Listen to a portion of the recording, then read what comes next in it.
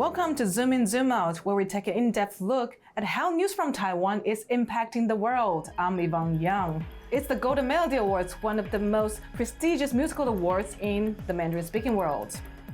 Mandopop, or pop music in Mandarin, has been enjoying renewed popularity since China's rise on the global stage. Just last year, king of Mandopop Jay Chou outsold K-pop sensation BTS with the best-selling album in the entire world. But despite the upward trend, Mandarin songs no longer dominate Golden Melody Awards in Taiwan. The shape of Taiwan's music scene is in transformation. To talk about this, we're joined by Meg Chen-Yu Lin. She's a lecturer of creative and cultural industry at Cardiff University and a researcher of popular music. Hi Meg, thank you for joining us today. Hello Yvonne, thank you for having me. So before we start, could you introduce yourself a little bit and tell us about your research? Thank you, Yvonne, and thank you for having me. So my name is Meg Chen-Yu Lin. I'm a lecturer in MA Cultural and Creative Industries at the School of Journalism, Media and Culture in Cardiff University in the UK. So I'm a popular music researcher, and I look at music censorship, the transnational consumption of popular music, and particularly Mandarin pop music. I'm also a documentary film producer, and I've been producing different kind of research documentaries, mostly about people and how they engage with music. Okay, let's start with the big picture.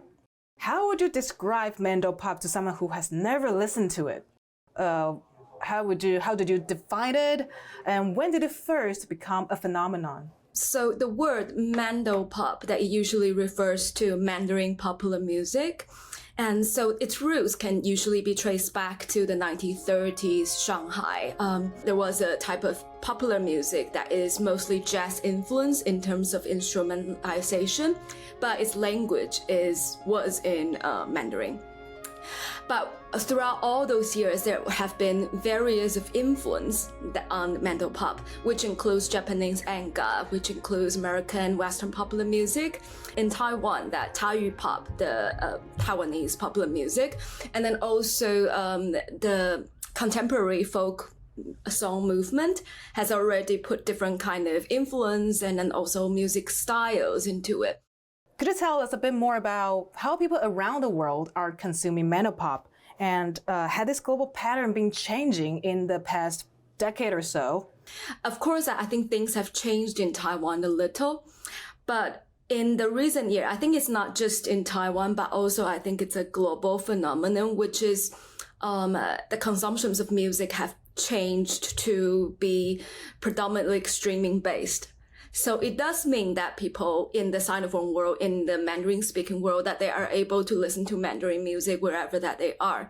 And then also another, I think, change that has taken place is that the artists this day, they tour because that would be the most kind of like profitable business, from China to Hong Kong to Taiwan and then to Singapore, Malaysia. And nowadays, not just the mega stars that tour, but also I think emergent or mid-stage career of artists that they also try to arrange tour, and sometimes not even in the Mandarin-speaking world.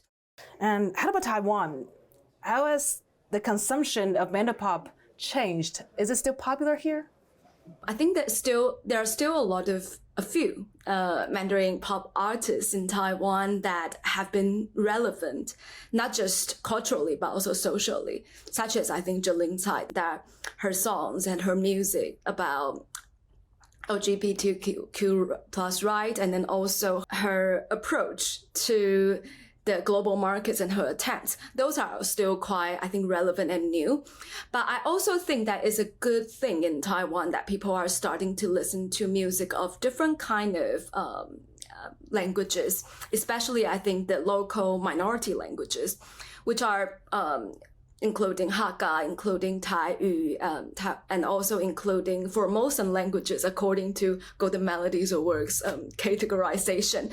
And also I think there had been, maybe more so in the 2000s, that this kind of idea about the PRC market, and if musicians in Taiwan should be approaching to that market, and then later on, we do know that it comes with restriction, it comes with issue of self-censorship, it comes with, there are certain topics that they might not be able to touch on if they're considering that route.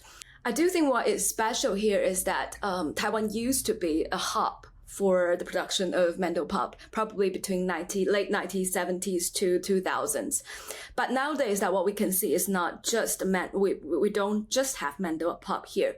So I do think that it's also worth to think about music should not necessarily be categorized only by languages, even though I think that has something to do with policy making and the historical background of Taiwan's cultural policy in general.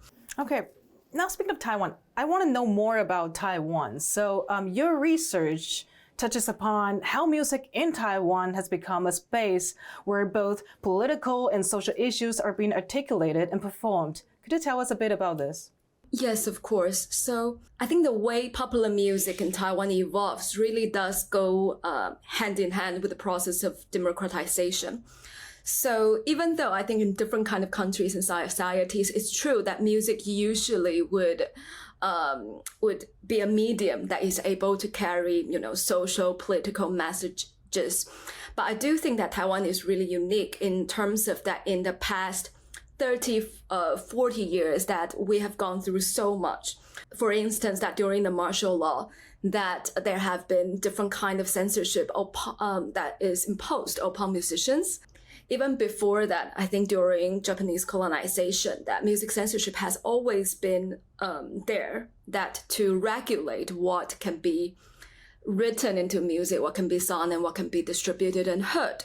But with democratization, I think there are more and more space for musicians to produce music that they like, which carry the message that they would like to deliver, they would like to convey. And then nowadays, I think there's more freedom as well for audience to choose, and including the music of different languages, of different genres and styles. Speaking of languages, how do you see the recent growth of music created in a singer's mother tongue, whether it's Taiwanese Hokkien, Hakka, or indigenous languages? Why is this becoming more popular right now? So, first of all, I do think that it had a lot to do with the changes taking place in Taiwanese society in recent years. So including, I think, the trend of Taiwanization, that how I think the languages back in the days that under martial law and under the authoritarian era, that those languages were oppressed, they were not encouraged to be spoken.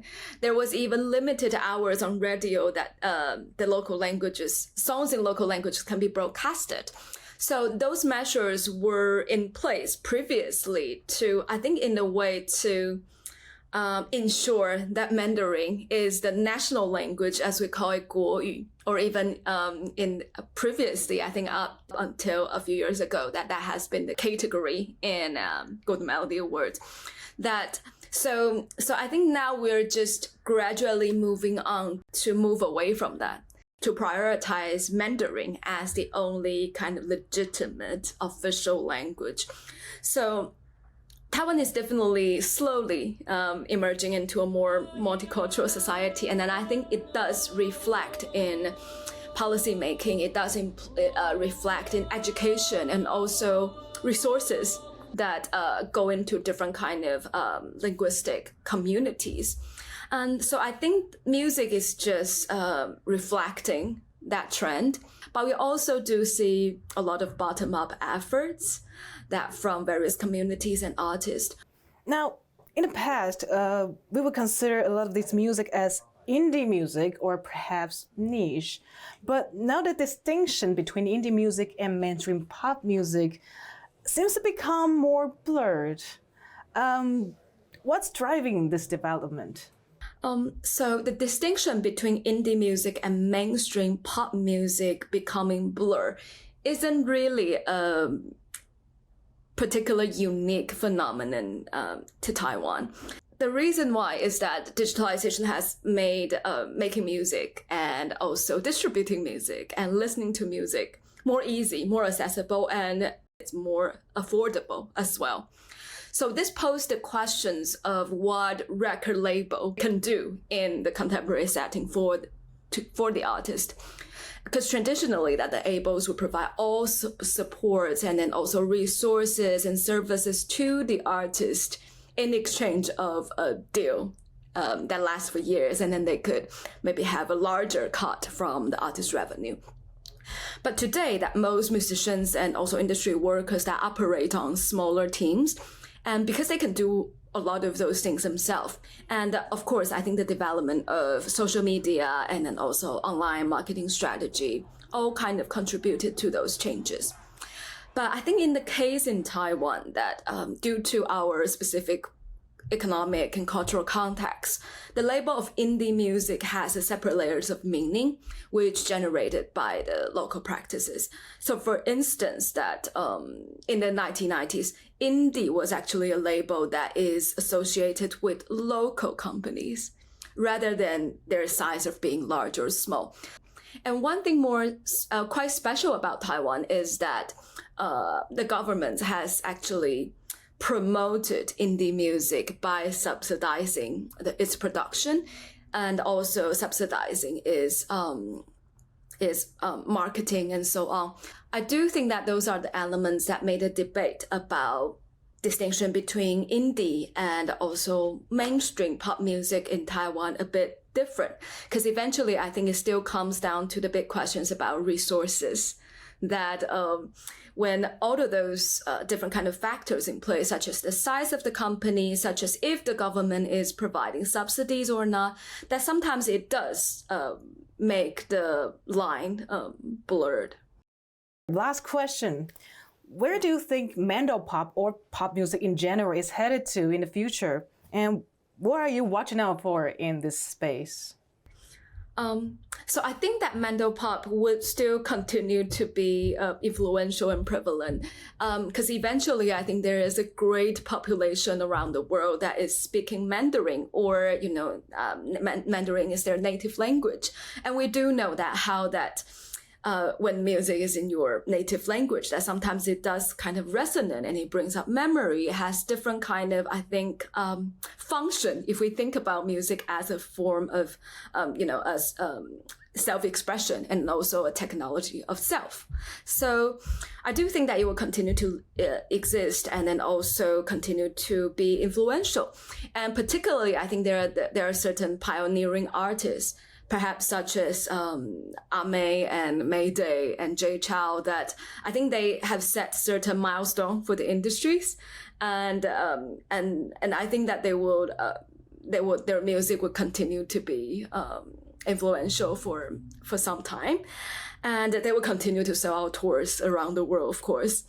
But I do, for the case in Taiwan, that the things to look out for would be the new type of Mandarin pop music that have been influenced by various different kind of styles and music genres, which we've heard less previously. So in the past few years, I think we've heard the elements of hip hop and also dance music and then also city pop. And all these kind of different elements have been able to be infused in Mandopop. And I do think that is a wonderful phenomenon, and that will be something I think we could look forward to in the future. Okay. Thank you for the wonderful conversation, Meg. Thank you so much for joining on this program. Thank you, Yvonne. This has been Zoom In, Zoom Out. You can find more stories from TaiwanPlus on Facebook or Twitter. I'm Yvonne Yang. Thank you for watching. Take care. See you next time.